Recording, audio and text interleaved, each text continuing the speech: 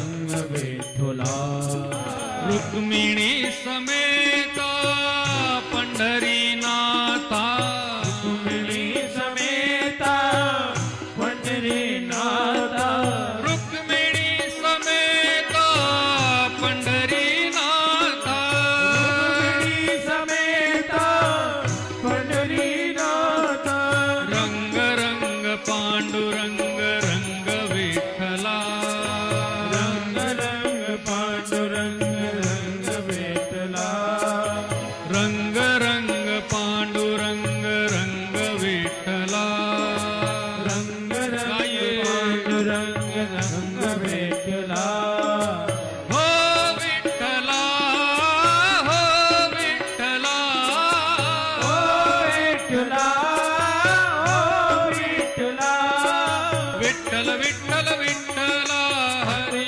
ओम विठ्ठला विठ्ठल विठ्ठल विठ्ठला पांडुरंग विठ्ठला विठ्ठल विठ्ठल विठ्ठला हरि ओम विठ्ठला विठ्ठल विठ्ठल विठ्ठला हरि ओम विठ्ठला पंढरपूरच्या विठ्ठला हरि ओम विठ्ठला माय बापा विठ्ठला हरि ओम विठ्ठला विठ्ठल विठ्ठल विठ्ठला हरि ओम विठ्ठला विठ्ठल विठ्ठल विठ्ठला हरि ओम विठ्ठला माय बापा विठ्ठला हरि ओम विठ्ठला माय बापा विठ्ठला हरि ओम विठ्ठला पंढरपूरच्या विठ्ठला हरि ओम विठ्ठला पंढरपूरच्या विठ्ठला हरि ओम विठ्ठला विठ्ठल विठ्ठल विठ्ठला हरि ओम विठ्ठला विठ्ठल विठ्ठल विठ्ठला हरि ओम विठ्ठला विठ्ठल विठ्ठल विठ्ठला हरि ओम विठ्ठला विठ्ठल विठ्ठल विठ्ठला हरि ओम विठ्ठला विठ्ठल विठ्ठल विठ्ठला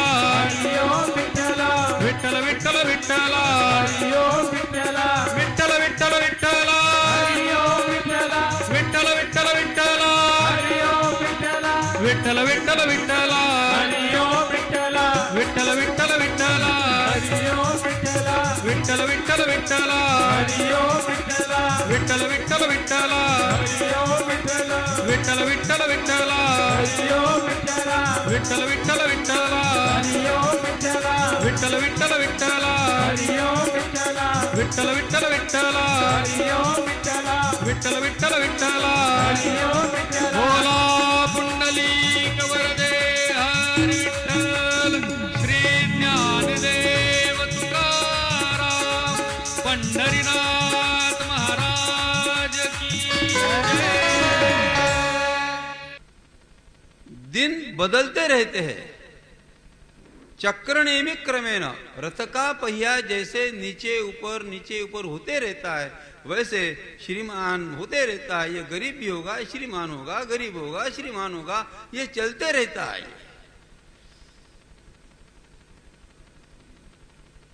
हमेशा गरीब रहने वाला आदमी वो हमेशा गरीब नहीं रहता, हमेशा श्रीमान रहने वाला आदमी वो हमेशा श्रीमान भी नहीं रहता।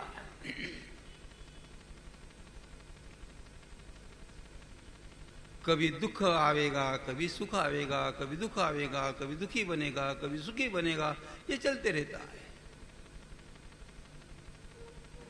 जीवन में कितनी भी बड़ी आपत्ति आ जावे, जीवन में कितना भी बड़ा संकट आ जावे, जीवन में परिवार में कितना भी बड़ा झगड़ा हो जावे, जीवन में पति पत्नी का कितना भी बड़ा झगड़ा हो जावे, पिता में तथा पुत्र में झगड़ा हो जावे, कृपा करके आत्महत्या करने का प्रयास कदापि न करे।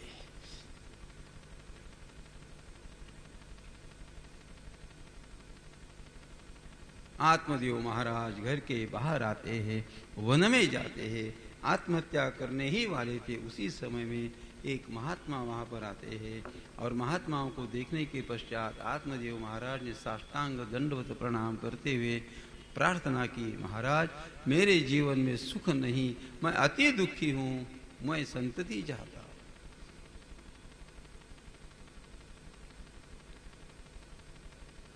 संत ने कहा, कृपा करके आप इस इच्छा को आप छोड़ दो। इस जन्म में नहीं, अगले 7 जन्म में भी आपको संतति होने वाली नहीं है। कृपा करके आप इस इच्छा को आप छोड़ दो। लेकिन आत्मदेव महाराज समझते नहीं। आत्मदेव महाराज ने कहा, महाराज यदि आपने संतति होने के लिए उपाय नहीं बताया तो आपके सामने मैं मेरा शरीर मैं समाप्त करना चाहता हूं। अंततो गत्वा, महात्मा के अंतःकरण में करुणा का भाव होता है, महात्माओं के अंतःकरण में दया का भाव होता है, महात्माओं के अंतःकरण में वात्सल्य का भाव होता है। उसका रुदन देखा, उसका रोना धोना देखा और महात्मा ने अपने झोली से एक फल निकाला और आत्मदेव महाराज को कहा, आप ये पत्नी को देना, आपको अच्छी संतति होगी। आत्मदेव महाराज घर पे आते हैं। आत्मदेव महाराज ने वो फल अपने पत्नी को दिया, धुंधली को दिया, लेकिन धुंधली को महात्माओं के प्रति विश्वास नहीं था। सायंकाल आत्मदेव महाराज घर पे आते, पूछा कि धुंधली आपने फल खाया? धुंधली ने कहा, मैंने फल खाया। वास्तविक वह फल धुंधली ने अपनी बहन को दे दिया था। कुछ दिन बीत जाते हैं। फलम अर्पये धन्वयितुम, वो फल एक गौ माता को दे दिया गया। गौ माता प्रसूत होती है, उसे एक बालक होता है, उसका नाम गोकर्ण रखते हैं। और यथावकार जैसे ही यह धुंधली उस बच्चे को लेकर के उसका नाम रखा, धुंधुकारी इस प्रकार का नाम अपना नहीं था। धुंधुकारी बचपन से अतीव पापी रहा। आइए पापी जीवात्मा का चरित्र सुनने से पहले थोड़ा भगवान नाम संकीर्तन करेंगे। राधा राधा कृष्ण राधा राधा राधा कृष्ण राधा राधा राधा कृष्ण राधा राधा राधा कृष्ण राधा राधा राधा कृष्ण राधा राधा राधा कृष्ण राधा राधा राधा कृष्ण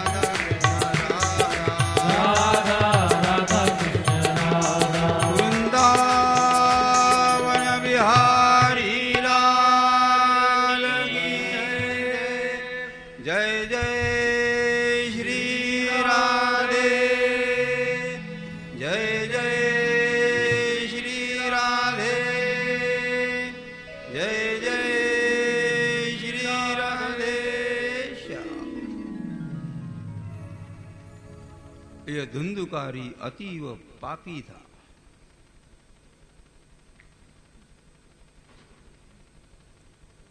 यह व्यसनाधीन हो गया।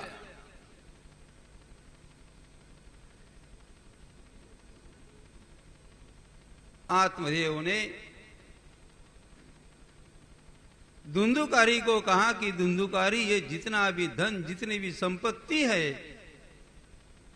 यह आपके लिए ही है, किंतु इस संपत्ति का विनियोग अच्छे कर्म में आप करें।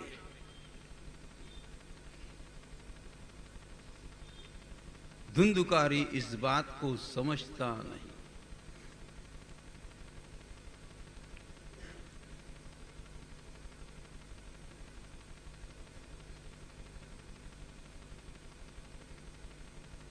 संपत्ति की कीमत केवल उसी बच्चों को होती है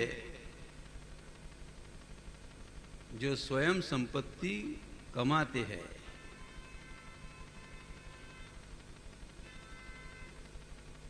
आप लिख करके रखना, बाप ने बहुत धन कमाया, मेरे बच्चे के लिए, मेरे बच्चे के लिए, उसके सुख के लिए, उसके सुख के लिए अतीस इकट्ठा करने वाले पिता जब चले जाते हैं, बच्चा दुराचारी होने की संभावना बहुत ज्यादा होती है। उसको ये पता नहीं होता ये 100 रुपया कैसे आया, ये बाप जानता है। मैं सुबह से लेकर के 6 घंटे के लिए जब मैं काम करता हूं, तब जाकर के मुझे 100 रुपया, 1000 रुपया मुझे मिलता है। इसीलिए आप अच्छे परिवारों में आप देखेंगे पिता खर्चा कम करते हैं, लड़का खर्चा ज्यादा करता है। पिता ट्रेन से ट्रैवल करना चाहता है, लड़का ऊपर से उड़ना चाहता है। ये फर्क है। उसे क्या पता पैसा कैसे आया।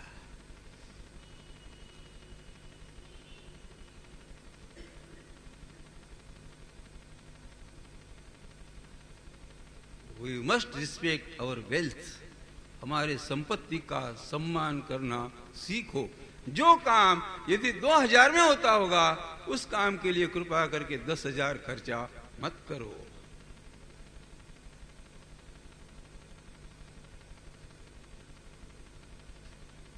दिखावा, लोगों ने मुझे बड़ा कहना चाहिए, लोगों ने मुझे धनवान कहना चाहिए, लोगों ने मुझे संपत्तिवान कहना चाहिए, ऐसा यदि बर्ताव हमेशा के लिए रहा तो आपकी संपत्ति जाने में ज्यादा समय नहीं लगेगा। नेवर।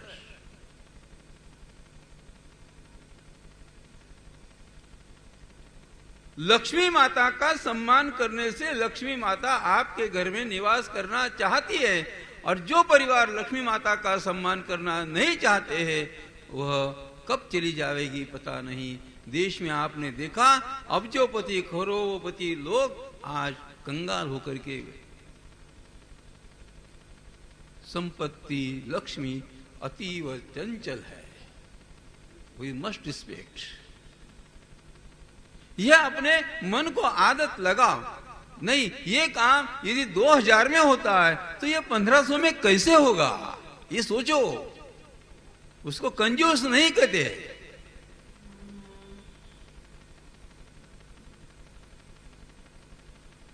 अच्छा, कम से कम अपने लिए खर्चा कम करे। यदि परिवार के लिए करना है, उनको कहो भाई आप एंजॉय कर सकते हो, मैं नहीं करना चाहता। धार्मिक पिता, आध्यात्मिक पिता यही करता है। आप मेरा काम यदि 200 रुपए में होता है तो मैं 200 रुपए की गादी के ऊपर ही मैं सोऊंगा। यह वास्तव में पिता होता है। यह आध्यात्मिक माना गया, यह धार्मिक माना गया, यह पारमार्थिक माना गया।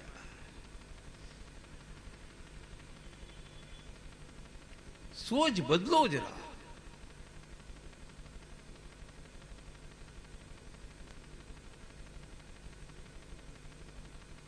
मैं अभी भी अच्छे परिवारों में जाता हूं, किंतु अभी भी कोई परिवार के लोग इतने सधन, इतने संपत्तिवान होते हुए भी मैं उस आदमी का जीवन चरित्र देखता हूँ, वह कहता है कि स्वामी जी मैं मेरे लिए खर्चा करना नहीं चाहता है, बच्चे करना चाहते, लेट देम डू।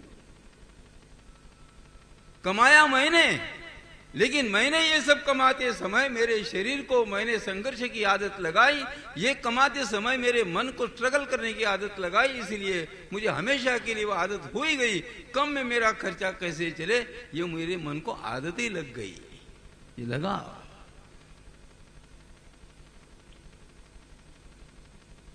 लेकिन मनुष्य इतना पागल है, लोगों को बताने में इतना पागल बन चुका है। देखो हर एक घर में संपत्ति आती है, हमारी गलती कहां पे होती है? पहले हमारे घर में 200 रुपए का गद्दा होता है, जब थोड़ा पैसा आने लग जाता है तब उसको वो 200 रुपए का गद्दा थोड़ा चुभने लगता है। अरे ये 200 रुपए का है, ये बहुत हल्का है, इसको निकालना चाहिए, 8000 की गाड़ी चाहिए। यहां से मनुष्य के जीवन का पतन आरंभ होता है।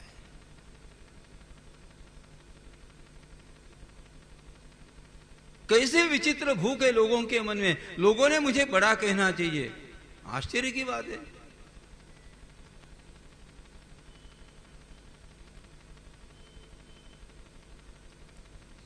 आज यदि एक आध अच्छी साड़ी पहन करके आई, 4000 की 5000 की साड़ी पहन के आई, और हमारे पड़ोस में बैठी हुई माता के शरीर के ऊपर यदि 10,000 की रही, तो हमें भी लगता है कल 11,000 की पहन के आना चाहिए, ये लगता है। ये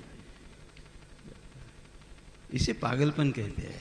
नहीं, वो पहने हो गए, ठीक है, मेरी मनोवृत्ति, मेरी टेंडेंसी वैसी नहीं है, मैं क्यों पहनूं? दिस इज अध्यात्म। अध्यात्म यहां काम करता है, परमार्थ यहां काम करता है, धर्म यहां पर काम करता है। Try to change our tendencies. उन्होंने पहनी होगी, भाई ठीक है, मैं क्यों पहनूं? अच्छा, दूसरी महत्वपूर्ण बात यह, जगत में आप किसके किसके साथ में स्पर्धा करोगे?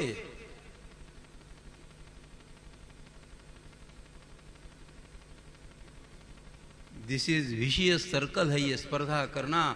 कंपटीशन में यदि जिसने पार्टिसिपेट किया वो जीवन में कदापि सुखी नहीं हो सकता, और जिसने पार्टीशन में स्पर्धा में भाग नहीं लिया वो बाहर खड़ा होकर के उनकी हालत का मजा लेता है। वो बाहर खड़ा होकर के बहुत ऊपर उड़ रहा था, आज नीचे चलने के लिए जगह नहीं है, लोग बोलते हैं।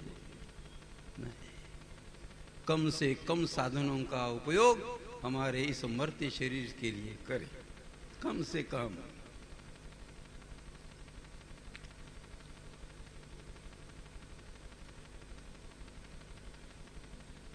श्रीमद् भागवत जी की पूरी कथा सुनने के पश्चात मैं तो कभी कभी कहता हूं, मुझे लगता है मोटिवेशनल स्पीच सुनने की आवश्यकता ही नहीं रहेगी।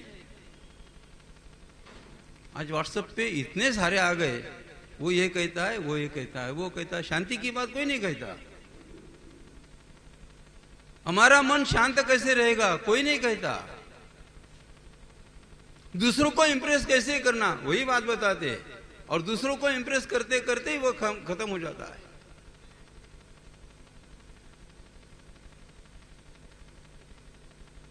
नहीं, उनके पास है, उनका वह तरीका है, मेरा तरीका नहीं है। मैं मेरा रास्ता, मैं मेरा पाथ मैं छोड़ना नहीं चाहता हूं। लोग चाहे कुछ भी कहे, स्पर्धा में मत जीवो।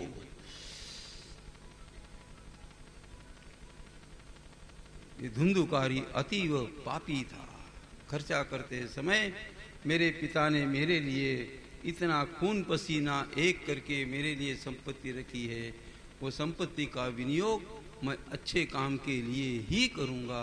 इस प्रकार का संकल्प पुत्र ने, परिवार ने लेना चाहिए।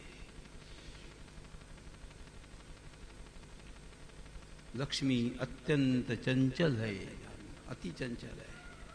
हमने सम्मान किया, इसीलिए हमारे पूर्वज पुराने लोग हमेशा कहते थे, भाई पैसा आता तो है लेकिन पैसा केवल 3 पीढ़ी तक बचता है, तीसरी पीढ़ी में, चौथी पीढ़ी में वही संपन्न आदमी वो भिखारी बन जाता है।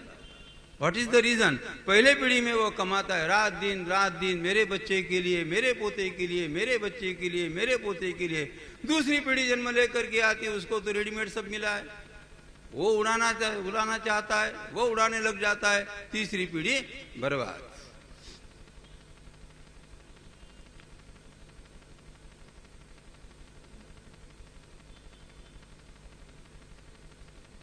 और दूसरी महत्वपूर्ण बात, अपने परिवार के लिए ज्यादा धन इकट्ठा करने का प्रयास न करे, कभी न करे। 10 पीढ़ी ये पागल है। हाँ, मेरा विवाह हुआ, मुझे एक पत्नी है, मुझे 3-4 बच्चे, 2 बच्चे, जो कुछ भी माता पिता है, मैंने उतना ही कमाना चाहिए। मेरे पत्नी का सुख, मेरे पत्नी का जो जिस प्रकार की इच्छा होगी उस इच्छा को उसने तृप्त करना चाहिए। उसकी पूरी जिम्मेदारी अच्छी तरह से परिपूर्ण करना चाहिए। बच्चों की जिम्मेदारी को पूरा करना चाहिए। 10 पीढ़ी का विचार करना ये तद्दन गलत है।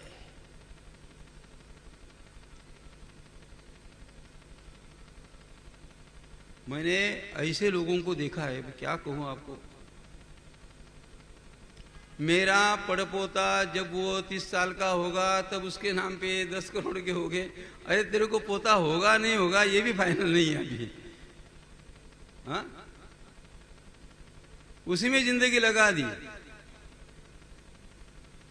और फिर कहता है स्वामी जी बोल नहीं पाता, अभी कैसे बोल पाएगा। नहीं, इतना संपत्ति का चिंतन मत करो। परिवार में भी जीने की एक कला होती है। पैसा है, पत्नी को कहे भाई आप जाना चाहती हो आप जाओ, आपको ये चाहिए आप लो, आपको ये भारी वस्त्र चाहिए आप लो, आपके लिए ना नहीं है।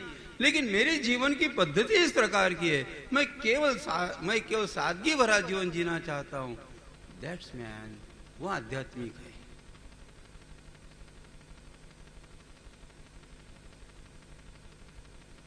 अच्छा, अपने को स्वयं को इन बातों की आवश्यकताएं बहुत कम होती है, दिखाने की इच्छा बहुत ज्यादा होती है। एक शादी में गए, रिसेप्शन में गए, बड़े घर की शादी है और अच्छा हार नेकलेस पहन करके गए और वहां जाने के पश्चात यदि किसी ने आपकी ओर देखा नहीं, आपको किसी ने पूछा नहीं ये कहां से लाया, कितने का है, घर पे आए दीरानी जीठानी का झगड़ा शुरू हो गया। मैं पहन के गई, किसी ने पूछा ही नहीं है। ये पागल होता है ना ऐसा कभी कभी।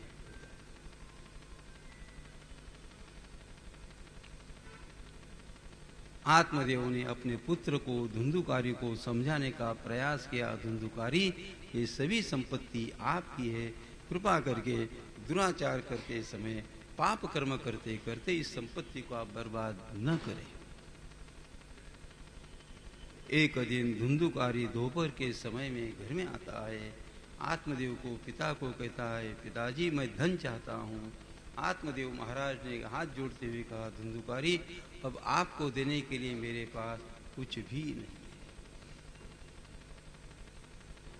पापी धुंधुकारी ने कहा, पिताजी आप कैसे कहते हो कुछ भी नहीं है, अभी भी रसोई घर में बर्तन तो बचे हुए हैं ना। रसोई घर में जाकर के जैसे ही ये धुंधुकारी बर्तन को इकट्ठा कर रहा था, पिताजी समझा रहे थे मैं ब्राह्मण हूँ, समाज के लोग मुझे दान में अनाज देते रहेंगे, किंतु घर में भोजन तैयार करने के लिए इन बर्तनों की आवश्यकता है। कृपा करके धुंधुकारी इन बर्तनों को लेकर के आप मत जाओ। ये पापी धुंधुकारी माना नहीं। पापी धुंधुकारी बर्तनों को इकट्ठा करके जैसे निकला, आत्मदेव महाराज ने हाथ पकड़ने का प्रयास किया। उसी धुंधुकारी ने आत्मदेव के मुखारविंद में एक तमाचा लगाया। तब आत्मदेव के महाराज के ध्यान में आता है कि जगत में कोई किसी का नहीं। असारक खलु संसारः दुःख रूपी विमोहकः सुतः कस्य धनं कस्य स्नेहवान् ज्वलते निशम्।